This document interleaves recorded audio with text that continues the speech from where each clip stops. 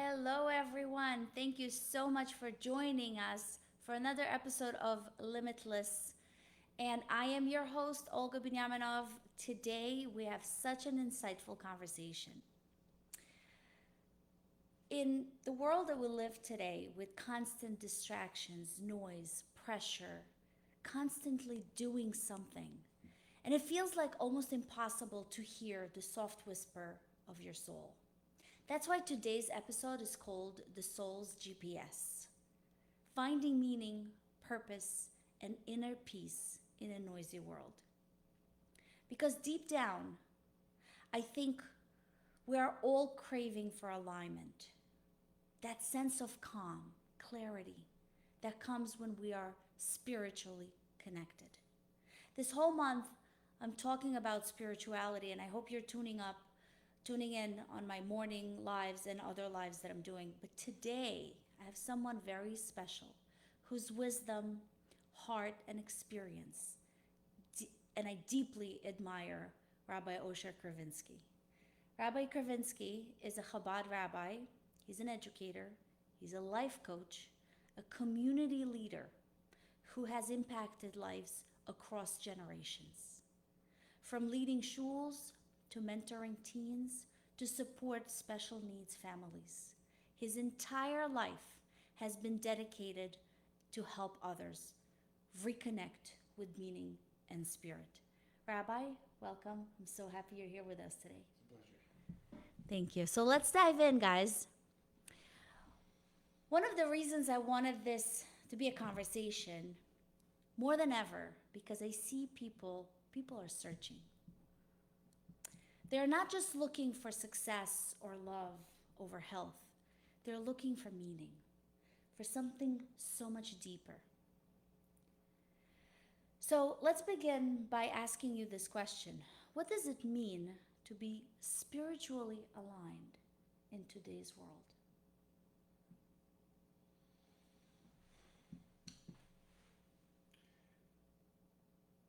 Being spiritually aligned is not just in today's world.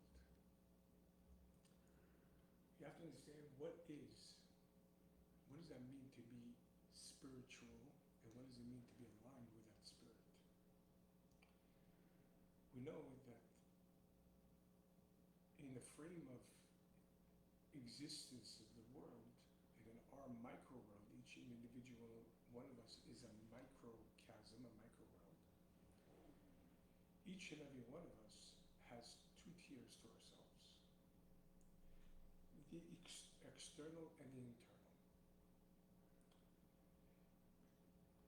The external is defined by existence, time, space, how much space, the type of space, and so on and so forth. The inner is the spark of God, the purpose for which the existence was created and is being generated right now. What does that mean? We know right now we're sitting by a table. This table exists. How do I know it exists? Because it's occupying time and space. How do I know? Because right now I can't put anything in this space. But then again, that's the external aspect of this table. The internal is, why was this table brought here? For what purpose? It wasn't like someone just had a table and came into this establishment and said, well, here's an empty room, let me just offload it over here. Rather, because this room necessitated a table so we could sit around it and discuss and so on and so forth in order to broaden our learning and understanding, that that experience is, it warranted having a table here.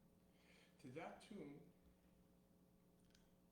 Jewish mysticism explains that purpose precedes existence. Before anything exists, it must have a purpose for which it was created. Being aligned means aligning the external and the internal, the physical the metaphysical, the mental, the emotional, and of course, the spiritual. Means that the physical in itself should reveal the purpose for which it was existed. And to that effect, every one of us was created by God in order to make this world better. Each and every one of us was drawn in a certain time, in a certain place, surrounded by certain people, of course, endowed with strength, abilities, knowledges, capacity to grow, and so on and so forth, weaknesses and challenges and character flaws, in order to reveal that purpose. And if that's an internal truth, when that's an internal truth, then there's no noise. It's not noise. It's only noise when we don't know how to decipher it. It's an invitation to be able to reveal the very reason why we're here. So for example, if you have a couple who is constantly arguing and so on and so forth, or a child who's giving their parent a hard time, well, I was once behind a woman in the grocery store, and I overheard her conversation with a friend, and she said something that struck me so peculiar, but she said, if it wasn't for my children, I would have been a great mother. But my children make it impossible for me to be a good mother. In other words, first she is viewing her externality, her role, herself. She wants to be a good mother, but the children are challenging. That's noise. They're making too much noise. They're not complying. But then again, from an internal perspective, that's only an invitation for her to grow in her motherhood, in her parenting, to reveal the very purpose for which she is serving over here as a mother for these children.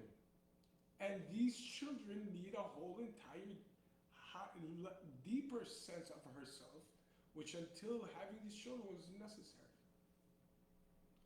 In parenting, we say, just like we watch our children grow, our children watch us grow. Indeed. And that's being aligned. Aligned means to be aligned with your true self. Not your comfort zones, not your strengths, not your weaknesses, not your challenges, not your ups, not your downs, with yourself. Who are you? You are a piece of God. You are God's creation. And God doesn't make mistakes. He didn't give you the wrong set of parents, the wrong spouse, the wrong children, the wrong body. Being aligned means this is the reality that God created and is creating every single instant in you. What's the purpose? Being spiritually aligned isn't what sometimes the world makes it, because many times people look at spirituality as an escape of sorts of the noise, of the distractions. The purpose for which everyone was created for, the purpose for which God created the universe, is because God, as it were, doesn't want the heavens. He doesn't want spirituality.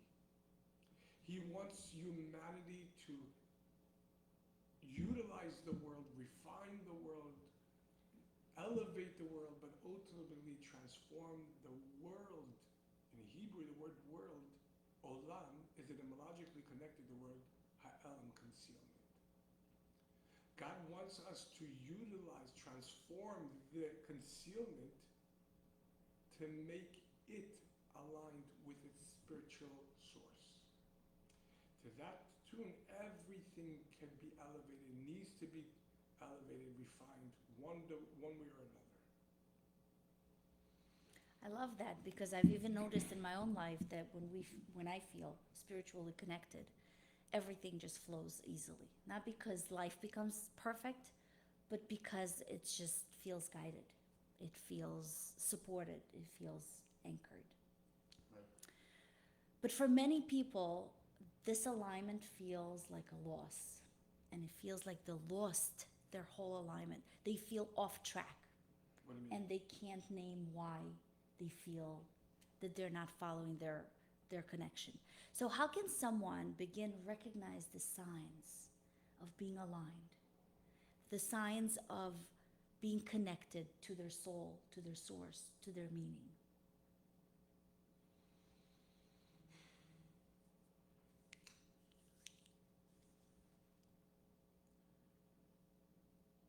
At what point does an apple tree decide it's tired of growing apples and it's going to start growing kiwis? Hmm.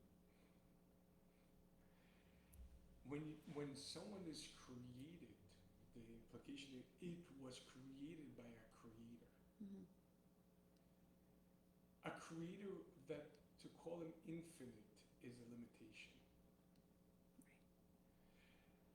But nevertheless, in borrowed terms,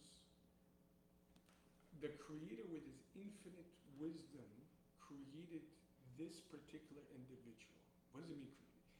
For thousands of years, since the beginning of humanity, God made sure that this one will meet this one, and they'll have this child, and they'll move over here. So thousands of years of ancestry, of genetic pooling, and so on and so forth, of experiences, of genetics and epigenetics, that eventually this human being will come along with their knowledge, their understanding, their default settings, and their ability to grow, and everything in between that. One only has to observe the point of origin in order to start discovering who am I and what am I here to do. Everything begins with identity, definition. Right now, I am sitting on a chair. How do I know I'm sitting on a chair? Very simple. I've identified as such. It's taking the space, it has the parameters and the setting of a chair. But incidentally, the car that I drove here with also has a chair. However, the purpose of that chair is very different than the purpose of this chair. This chair is meant to be static. Allow me to sit in this particular room right now. That chair is incidental to the entire driving experience. If I would misidentify this chair just because of external setting as a chair to being my car chair, my car seat, I'd be very frustrated very quickly. Because that's not what its purpose is here for. The frustrations usually are born when there's a misidentification of oneself. Who am I? What's the real me? In other words, in Hasidic philosophy, we speak about this a lot. Once the third Chabad Rabbi, Chabad Lubavitch, as a child, was with his grandfather, the founder of the Chabad movement, Rabbi Shneimur. And he was sitting on his lap at 5 years old, and his grandfather turns to the little boy and asks him, "Where's grandfather?" And the little boy grabs onto his grandfather's arm and says, "No, that's grandfather's arm." Okay. Then he grabs onto his hand. He said, "No, that's grandfather's hand." And this went on for a little bit, but eventually the young boy didn't know what else to answer. As the grandfather was getting up to leave the room, the young boy called out, "Grandfather!" And the grandfather turned around and said, "See, that's grandfather." In other words, this is not me, this is my hand. When we say to someone, "Let go of my hand," let go of my shirt, my head, what does it mean? It belongs to me. It's not me. Mhm. The real me, the true me, is what moves everything. It was grooves with everything. not the grooving. I'm the one that's doing this. I'm not my thoughts, I'm not my words, I'm not my actions, I'm not my emotions. I'm a piece of God that got endowed into the physical and corporal body in the world. To be aligned means to be aligned with who you are. And sometimes it's very difficult because if that's not endowed by the parents, what psychology called intrinsic self-worth. In other words, internally, notwithstanding my accomplishments or the lack of my successes or the opposites, which is all under the umbrella of personal competence. But if the internal self is not valuable, then all I have to myself is my externalities. And externalities change, they grow, they diminish. But then I'll try like this, and I'll try with this, and sometimes this will feel good, and sometimes this will feel good. And right now I'm going to go on this meditation retreat, I'm going to go on this fast, I'm going to go and pray, and so on and so forth. But all of that is looking for something external to give myself meaning, because internally there's nothing important.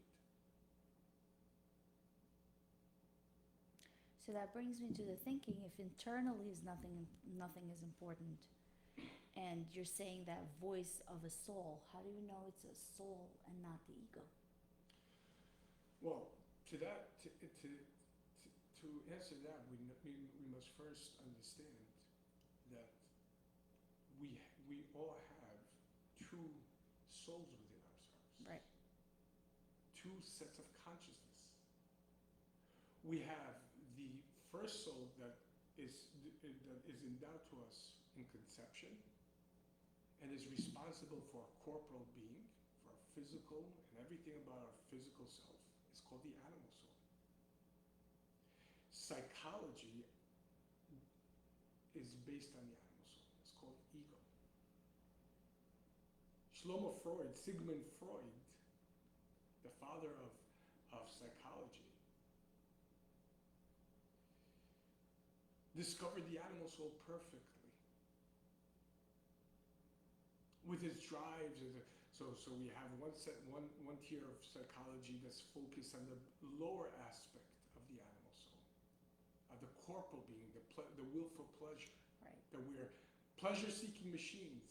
And even when I'm able to put a suit and tie and sit in an office, a cubicle for 9 hours, 8-9 hours, and tame my animalistic self, is only because I know at the end of the day I'll get a paycheck and I could enhance my animalistic self. Into materialism. It's very self-absorbed. Then, of course, you have the higher tier of the higher tier of psychology, which focuses on the higher tier of the animal, which is a will for meaning, for purpose, for goodness, for compassion. But it's still self-absorbed because I want to do good so I could feel good. I want meaning in my life because having meaning gives me structure and purpose and so on and so forth.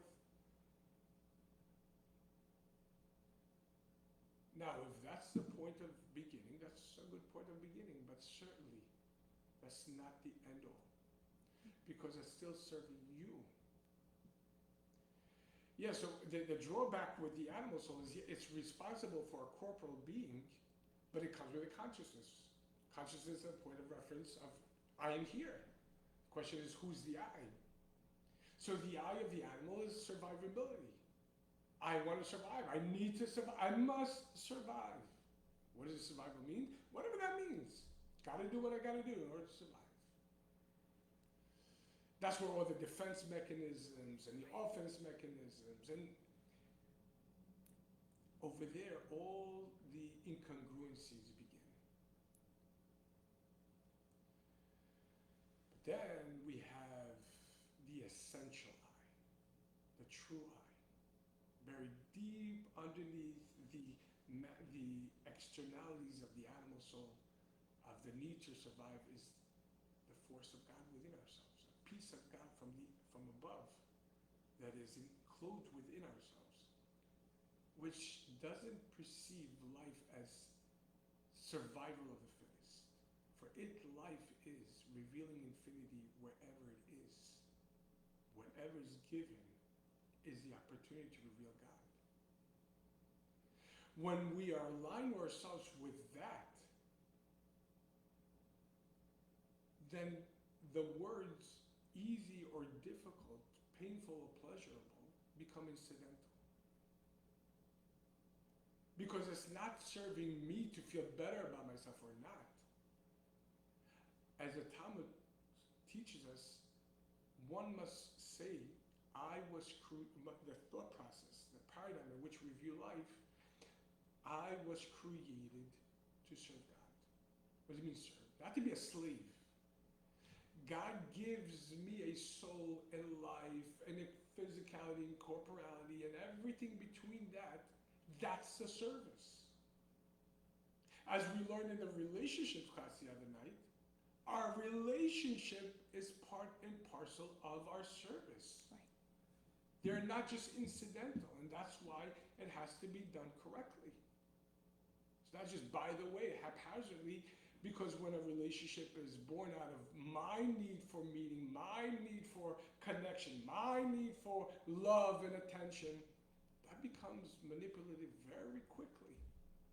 And no matter how much that love was powerful, it's going to eventually smother and destroy the people. Yeah. So in other words, the ego shouts, the soul whispers. So for you to hear the soul, you have to quiet that inner voice. Well, learn to discern that inner voice. Right. Because even when the ego wants something, it's not aware. It's like a child who screams at you, get away from me, get away from me, get away from me. But really, a discerning parent knows that the child is inviting attention and connection. Correct. So while the animal soul might be screaming, we shouldn't just ignore it.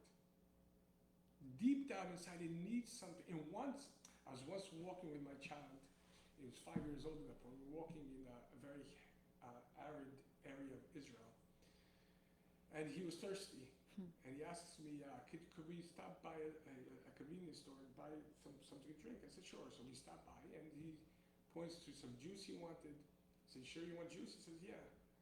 So he drank the juice, and as we know, the sugar in the juice, as much as it quenches the immediate thirst, within 5-10 minutes, it generates such a deeper thirst than there was present before. Right.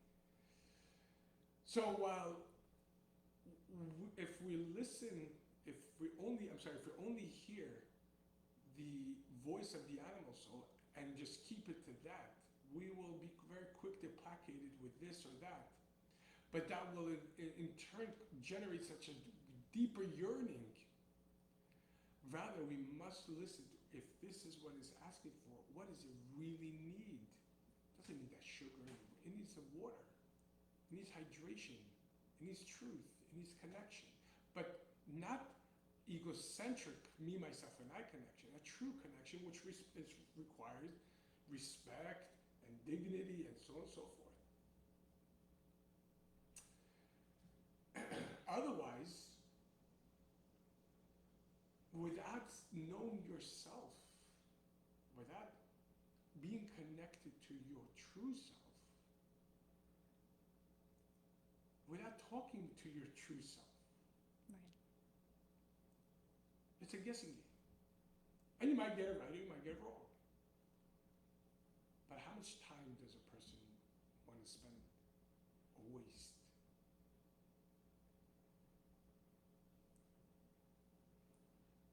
And that's a shame, because the one thing that we all have in common, the one commodity, that no matter who you are, rich, religious, that doesn't matter.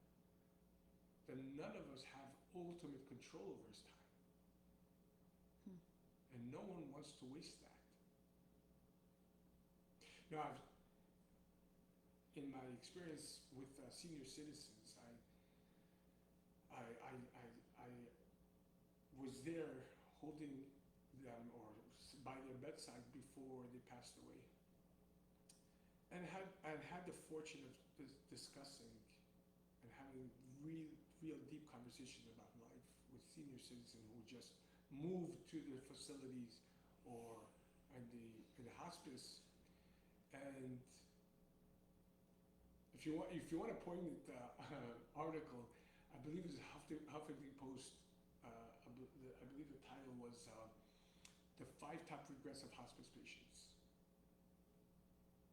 If only I could tell them I love them one more time. If only I could have spent more. Well, those are could have, should have, would have. There's a telling in the movie Schindler's List. There's a very, very powerful scene towards the end of the movie. Schindler has to escape because the Allies are coming, and he's, after all, in the Nazi party, and they're going to arrest him. And flanked by the survivors that he bought and he saved, they give him a ring with the insignia, one who saves a single human soul saves the world. And then he breaks down crying. I said, Schindler, why are you crying? He says, with this ring I could have saved another 10 of you, 20 of you. With this coat I could have saved another 20, 30, 40. With this car that I'm about to take, I could have saved. But he said, look how many people you saved. And Baruch Hashem, thank God that from the couple of thousands that he saved, how many hundreds of thousands. But this is a very telling viewpoint of one's end of life. I could have utilized this moment. Well, wisdom is to try to utilize everything as you have it. Yeah. Not just the ups, not what seems as the conventional resources, but many times it's specifically from the unconventional, from the challenging, from the difficult, from the absence of clarity where where one is able to accomplish. You think about this, everything that we have in this microphone, the phone, the table, everything began, all of this began when someone noticed a deficiency, something that is necessary. And because it realized that there's something that's necessary, how do we address this? And with that, he or she pioneered. Yeah. Right? So when you realize the situation is exactly how it is to be, but what are you doing about it? In America, they have a broken saying. It is what it is. That's only half the story. It is what it is what God gave it. The second part is, what am I doing about it? John Covey writes that he once saw a quote in a book. I'm just going to change the quote just a drop. In inanimate objects, in plant life, animal kingdom, cause equals effect. The cause is I pick up this bottle, the effect is up. If I dropped it, the cause is I dropped it, the effect is crashed. So too with plant life. I planted it, it's the cause, so long as there's fertile ground, adequate hydration, photosynthesis, sun, and so on and so forth, it's going to grow. Yeah. So too with the animal, they're programmed, they need to eat. The cause they need to eat, the fact they need to eat, they gotta eat. Human beings, cause does not equal effect. By humans, cause plus blank equals the effect.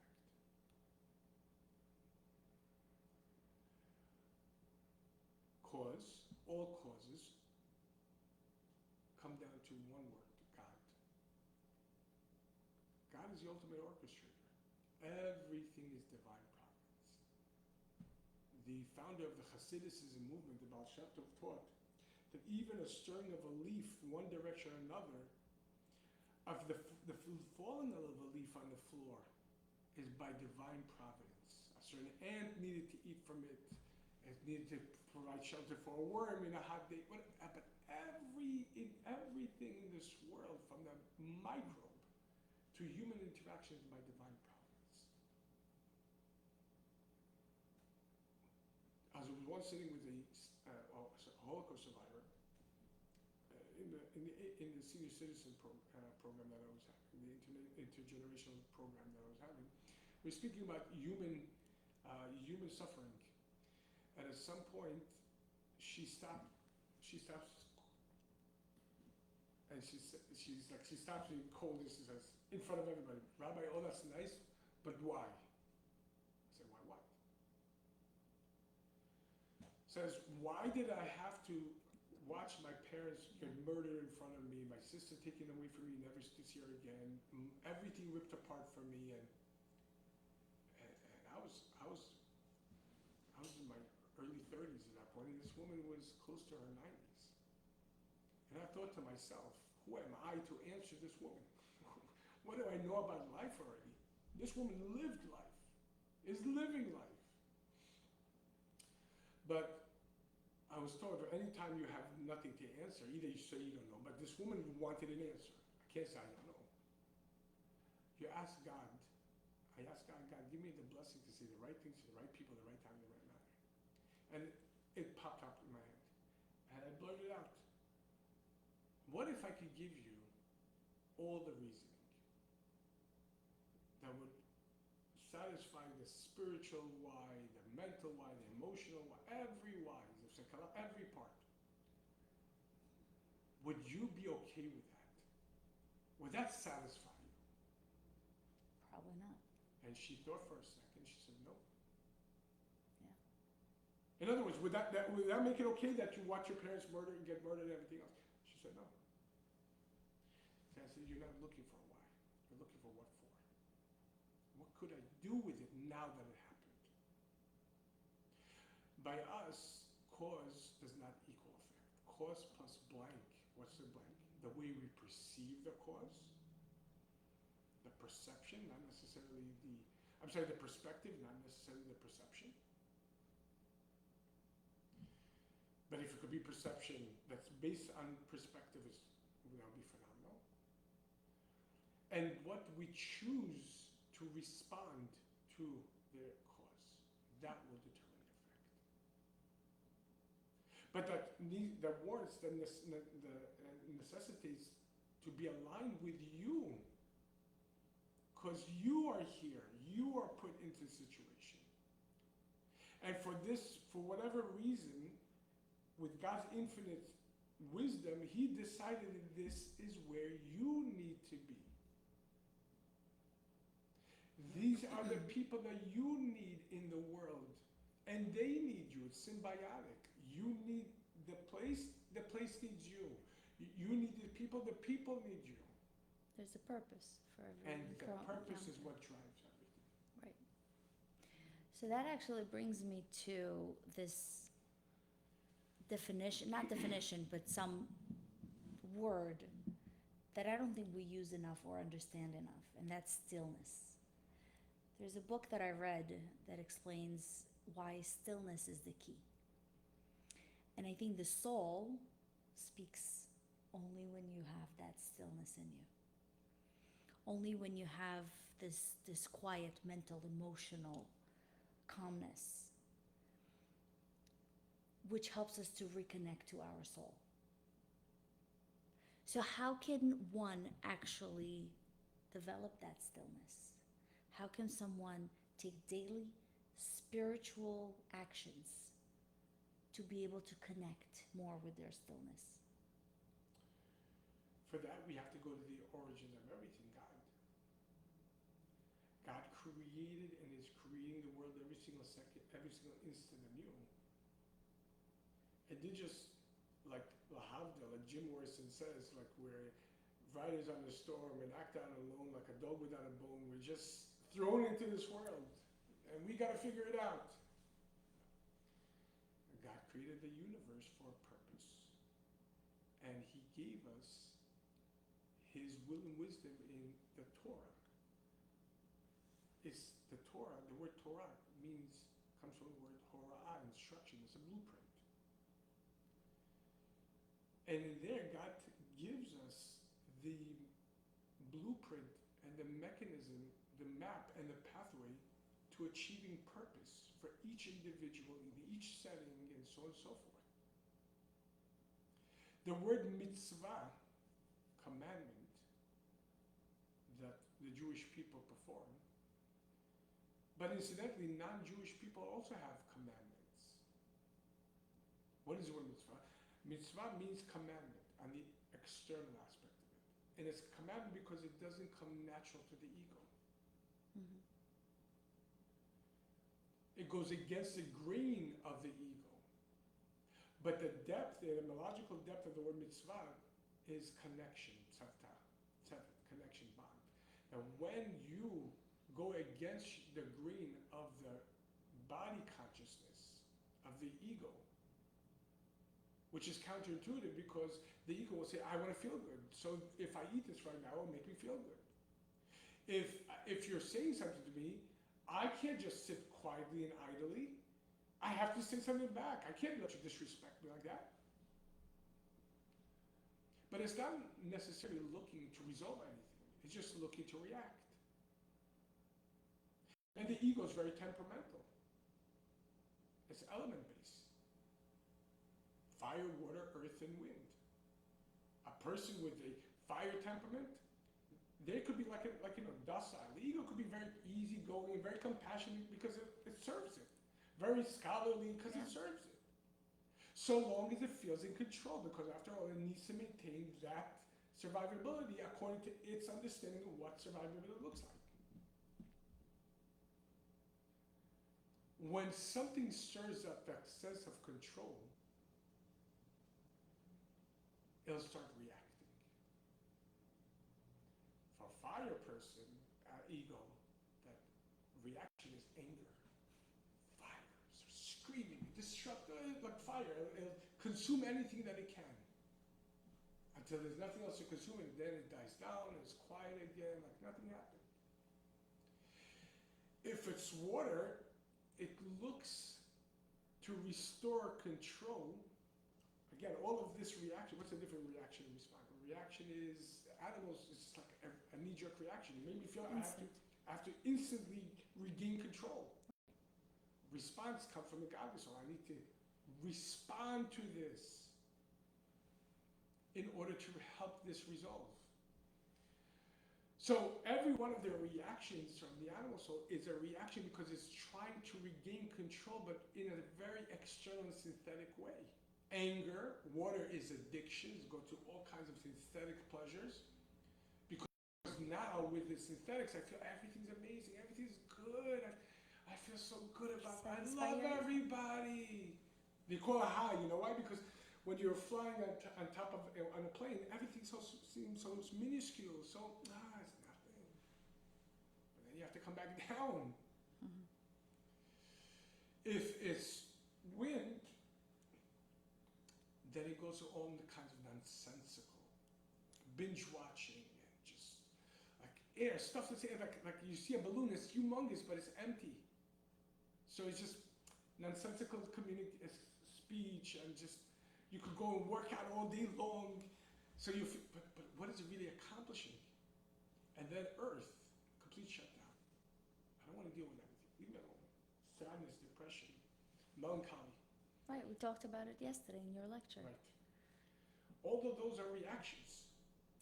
Which is actually funny that you mentioned that. A lot of people don't start their inner work until they hit that burnout, until they hit that wall, place where they feel that there's no return.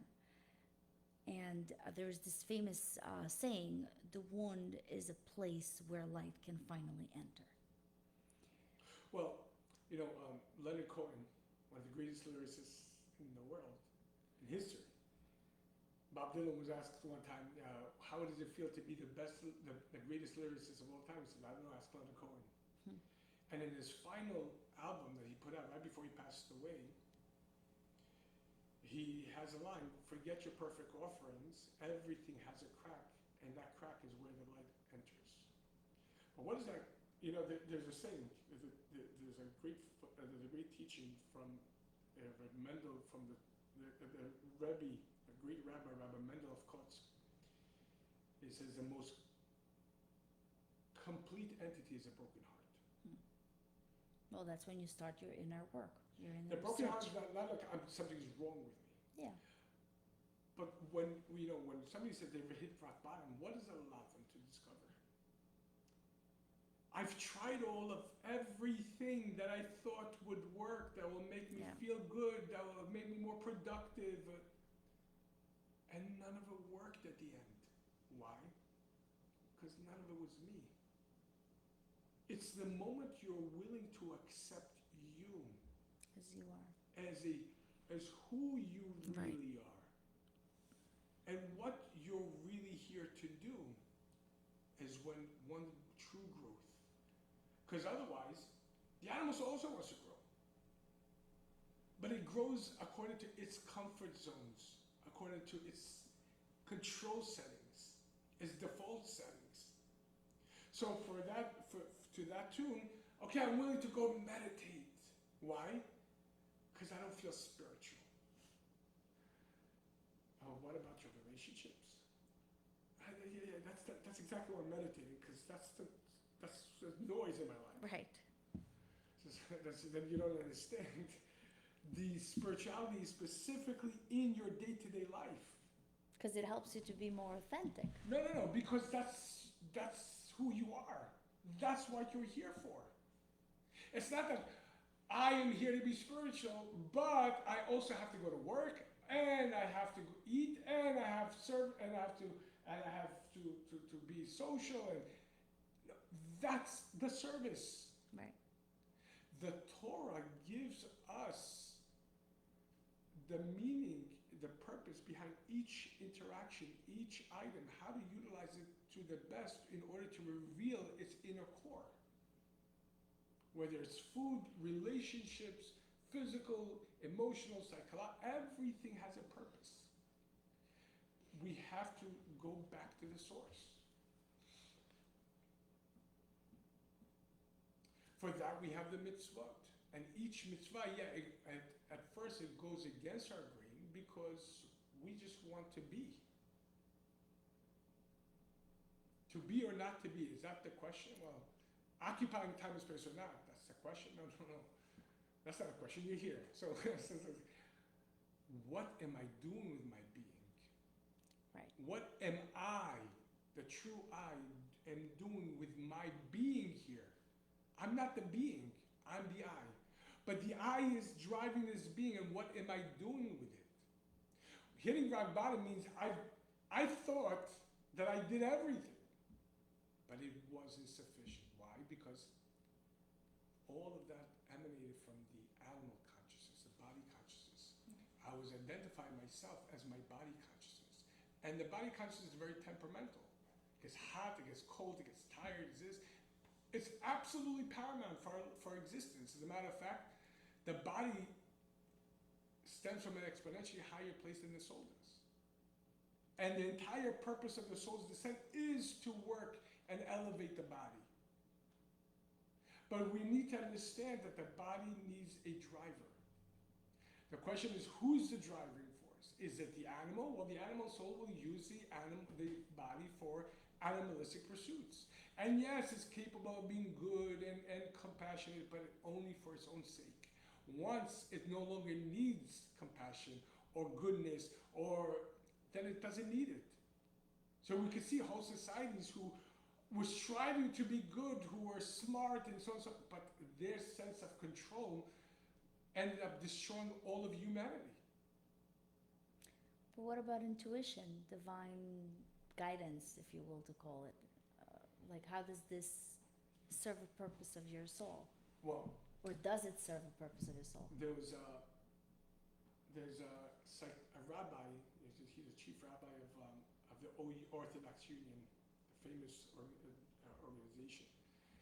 And he happened to be one of the senior psychiatrists in his field in Baltimore. He reached the pinnacle of both careers.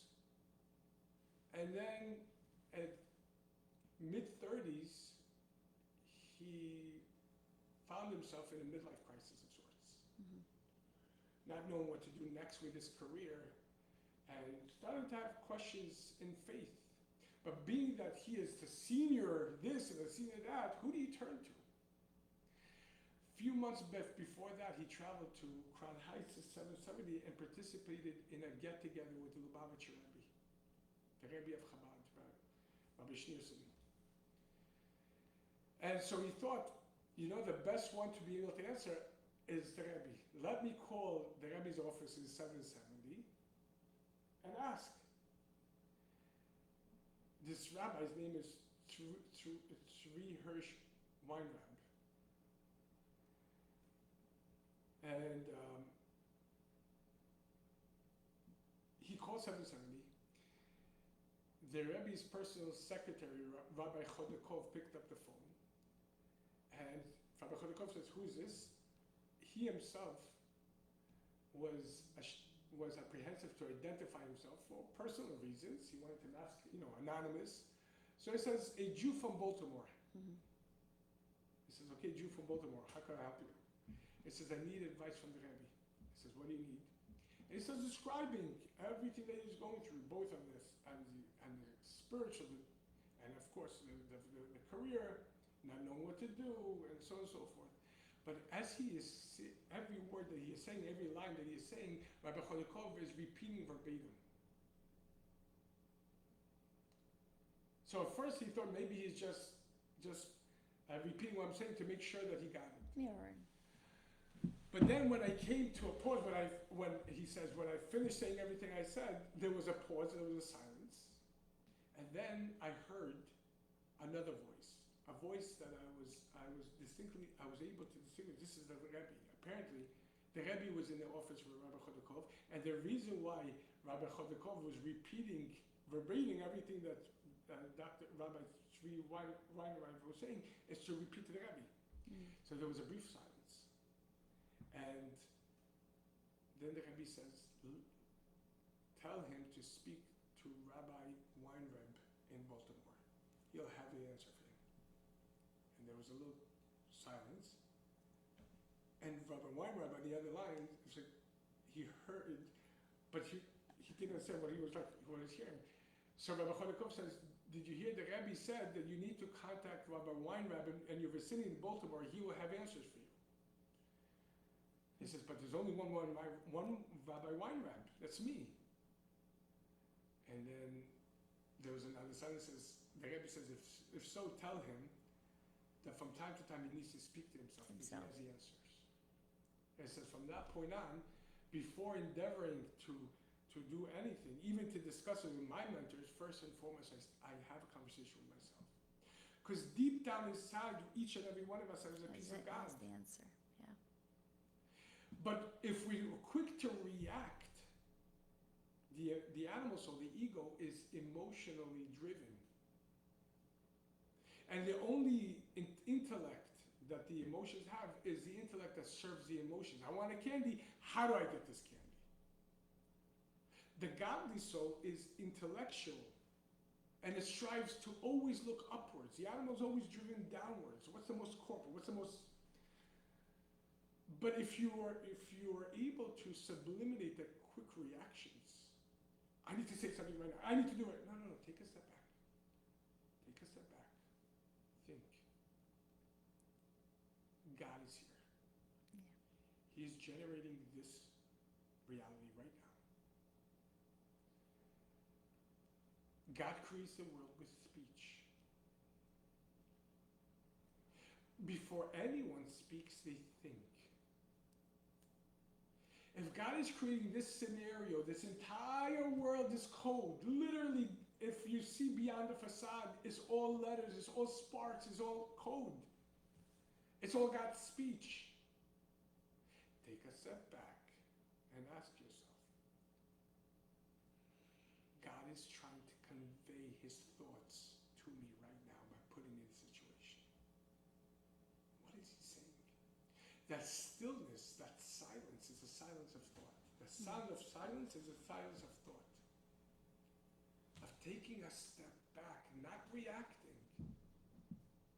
What is really happening? Aside from what I'm feeling, aside from what I wanted, didn't want, there's a godly reality happening right in front of me and I'm not seeing it. Because I'm so self-aware that I don't see it. It's when we're able to silence, not eliminate, the ego. We need the body consciousness. We need our animal soul. It's part and parcel of our service in this world. But we need to utilize it, not for it to utilize us. And for that reason, take a step back. Don't answer. Don't react. Yeah. When we're able to look beyond the body consciousness, you see the truth. We need to differentiate. There's what I feel, and then there's the reason why God is allowing me to feel this right now, not so I could react, What's so the purpose? I could do something that I would never have to have done without this. You know, there's a difference between serenity and harmony. And Hasidic philosophy really speaks volumes about this. Serenity is something that the animal soul looks for. Serenity now, serenity now. What's serenity? Let me sit on some beach in the Caribbeans with a daiquiri, with everything quiet, a beautiful sun. Enjoy the moment. Serenity is external based. If the environment allows for serenity, then I'll be serene.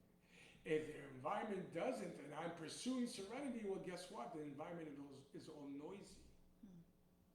Then that's when there's a conflict. And that's where the noise comes from. Harmony is just the opposite.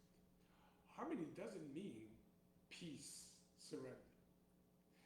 You know, there's a comedian, he once said, my wife and I, we live in two different houses, we have two different sets of friends, we have two different vacations, two different social settings. We do everything to maintain marital peace. But that, as funny as it is, that's what peace is. Yeah. No one's conflicting with each other. But that leaves essentially infinitely left to be desired. What we're looking for is harmony. And harmony doesn't mean being unobstructed. Harmony means the ability, like in a symphony, that each part is radically different, each instrument is radically different as it is from the others, is able to play and harmonize and essentially create a whole new different sound. Mm-hmm. And that's called beauty. That's harmony. Nice. That means that there's no noise. It needs to be responded to correctly in order to bring it to where it needs to, and that's the harmony. And that's the awakening of your soul. And that's your soul is always awakening. It's only when you allow it out from its imprisonment, from its shackles. And this is going back to the mother who says, I would have been a good mother if it wasn't for my children. In other words, when they're nice and quiet, that's what, that saying, they're angels when they're sleeping.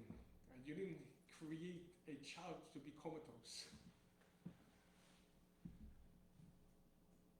The harmony is, well, what strengths and abilities do I need to bring out? I might not be comfortable with it. Yeah.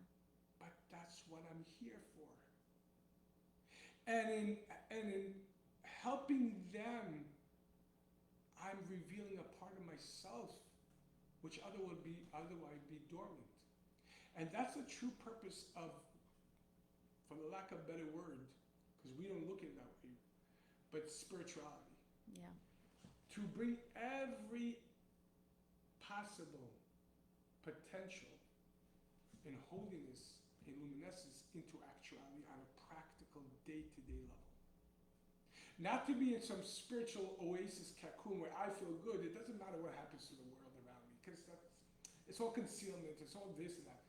The purpose is to bring the heaven into earth, to harmonize between two realities and make it into one.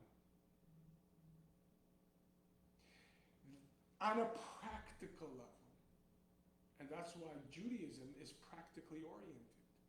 As the Torah says, Torah is not in heaven. It's not meant to bring us to, it's not heaven bound. It's not supposed to be otherworldly. It's supposed to bring you into this world. A Torah that takes you, or a practice that takes you out of this world, is not holy. Right. I really want to thank you for this conversation, because I think this was a soul encounter. It was so much more than just hearing what you have to say and awakening the soul. I'm grateful for the insights. And that reminds us that our spiritual compass is always within us. Right. That peace isn't something we chase. It's something that we should return to. That's the word tshuva. Yeah. Tshuva is often misinterpreted as repentance. Yeah. Which I'm bad, I have to repent. Tshuva means to return to your true self, to your true form. You're not your thoughts. You're not your words. You're not your actions. You're not your mistakes or even the purposeful Right. sins. That's not you. The true you of each and every one of us is truly luminescent. Right. And you just got to start doing the right thing. That's all. The soul never loses its way. The beauty is, Hasidic philosophy explains that, as we said several times already, creation didn't just happen 5,785 years ago, but creation is something that is happening every instant, as Kabbalah and Jewish mysticism explains, happens from God is creating the world from nothing to something every instant. The beauty of that is, on the most rudimentary psychological level, is if I wanted to pick up this aspect, this piece on my phone, just this piece, I would have to pick up the entirety because it's all one solid. But with time, every single instant is literally a novel creation that never happened. And not just in time, each instant we are being recreated from nothing to something, which means the person I was a minute ago, the person who experienced or even did the incongruencies no longer exists. The person right now is novel. Yeah. Time is novel, which means notwithstanding anything that happened until now, right now I could choose to do the right thing. Yeah. To that effect, the Lubavitcher Rabbi taught that the world is coming to its ultimate state of Mashiach, of redemption. And every one of us are responsible to bring redemption into this world. And from our perspective, what we need to do is to bring every situation to its best level, whereas speech, thought, and action, to bring it to the best, not survival, but what's the best thing I could do? I no longer have to be in survival mode just to be mediocre. What's stopping me from being the best I can? From saying the best thing in the world? From doing what's stopping me? Just muscle memory? Traumas? But I'm not the trauma. That happened. I can do something novel right now. And the Rabbi taught us that each and every one of us could bring redemption very quickly. Yeah. If each and every one of us, the most simplest exercise, but the most impactful, if each and every one of us takes upon ourselves to increase one good thought a day, one extra good thought, just one good thought about myself, about somebody else, one extra good word about myself, about the world, and one extra good deed a day. Every day to increase one extra good thought. How long did it already take? How long did it take to give a compliment to someone? Yeah. Let me help you. I love the way you're doing this. How long? We don't fight darkness with guns and knives and this. You fight darkness by turning on the light. Right.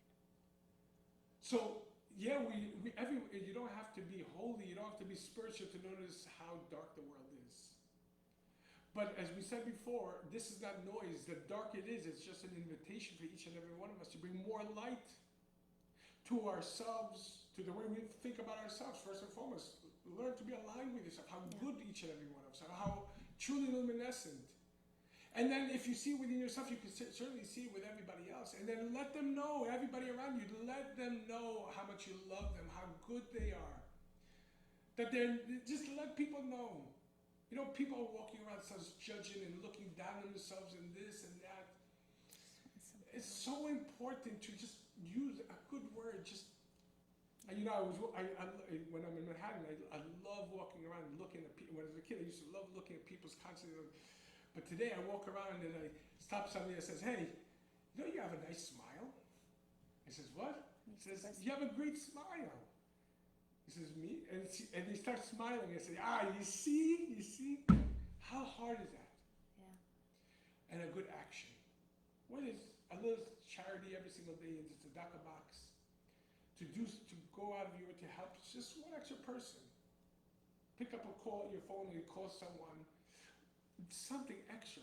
And if each and every one of us takes upon ourselves one good thought a day, one good word, one good action, and then encourage, let's just say 5 of our friends to do the same and have them encourage. As it says, a candle for one is a candle for 1,000,000. Yeah. Then the world will be magnificently illuminated in no time. Yeah. All it takes, the world, as Maimonides says, is half good and half bad. And when the scale of good will tip over, Mashiach comes. Well, how much does it take to tip over the scale? Just one good thing. So each person says, I could do one thing today that will bring Mashiach. I could bring redemption to the world. Wherever I am in the world, I could bring it. That's why God created me. Because each and every one of us should truly look at ourselves as we're God's gift to the world. Because if God could perceive with his infinite wisdom that the world and redemption could be without us, he wouldn't write us into the script. The fact that I'm here means I'm absolutely vital to God's perspective, but also you are. And so are you. And so are you and every person around me. And that's what I need to do.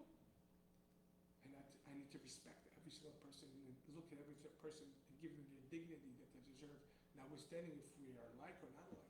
Yeah. This is amazing. And to everyone that's listening, whether you're listening live or you're replaying it, I invite you to just take one of these insights, one shift, carry it into your everyday. Maybe just pause and think about stillness. Maybe listen to your soul whisper instead of the world shouts. Thank you so much for spending this sacred time with us. This is Exceed Limitless, and I am Olga Binyaminov. Until next time, stay connected, stay present, and above all, stay limitless. Rabbi, thank you so much for your time. If anybody would like to find more information, I would suggest Chabad.org or Aish.org. Baruch Hashem, thank God we are living in a time where we have all the answers. Look at you, what you're doing here. Like in one, you're spreading to the world. Everything is so accessible. Thank you so much. My pleasure having you. It's a very special time, the Hilul of the Rabbi. And one of the most important lessons we learned is how important it is for oneness amongst people. And oneness is out of respect to each other, out of admiration, and so on and so forth. So let us put our differences aside for the sake of our mutual oneness, which is each and every one of us are created by God. And if anyone wants to reach out to Rabbi Osher, I'll put his contact information in the comment. He has a beautiful learning center that he just opened, 3 Grace Avenue in Great Neck. Incredible location. I go to his lectures.